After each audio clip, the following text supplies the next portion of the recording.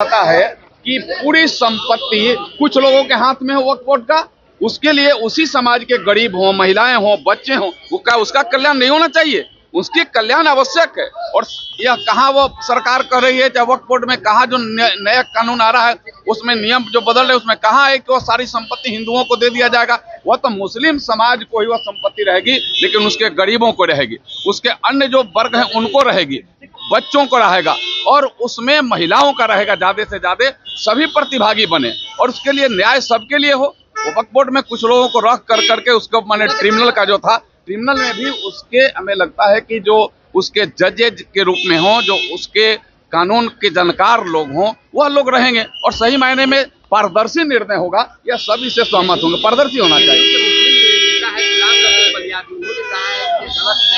अब उनकी कहने की बात मैं नहीं जानता हूँ। लोकसभा में उनके नेता और भारत सरकार के माननीय मंत्री ललन सिंह ने पूर्ण रूपेण पुरजोर तरीका समर्थन किया। उन्होंने कहा कि यह सही है कि यह कानून बनना चाहिए, इसको और पहले बन जाना चाहिए जिससे और उस समाज के लोगों का कल्याण हो। लेकिन जदयू कहीं जोर खा रहा है, जदयू के कुछ नेता उसको समर्थन कर रहे हैं जो लोकसभा में किए, लेकिन बाहर कुछ नेता हैं कह रहे हैं कि ये गलत हो रहा है। देखिए, वक्फ बोर्ड तो आप एक समझ लीजिए, सही बात अगर है कि इतनी बड़ी संपत्ति माने कुछ लोगों के हाथ में खेल रहा था, उसमें उस समाज के गरीबों का कल्याण हो, महिलाओं का कल्याण हो, उसी मुस्लिम समाज के बच्चों का कल्याण हो, इसमें कौन सा बड़ा दोष है भैया।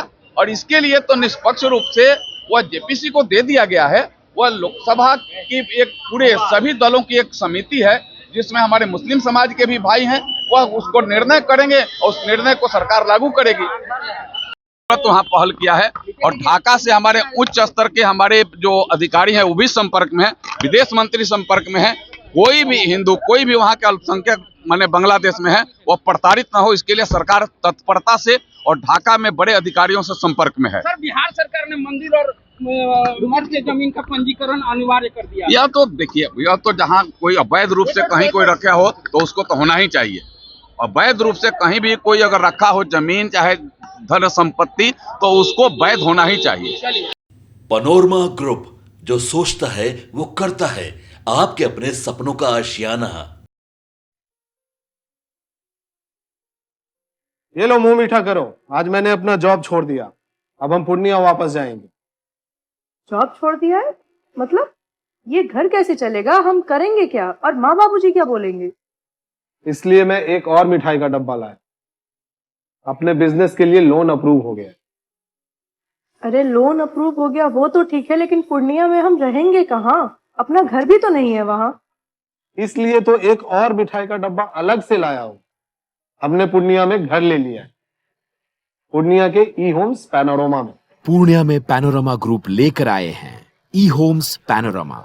बड़ा घर, आलीशान जिंदगी और अत्याधुनिक सुविधाओं के संग। अरे अरे, अब क्यों मुंह मीठा करवा रही हो? क्योंकि हम घर वापसी जो कर रहे हैं। घर वापसी की खुशी पूर्णिया में ई होम्स पैनोरमा के संग। E homes panorama, luxurious lifestyle redefined.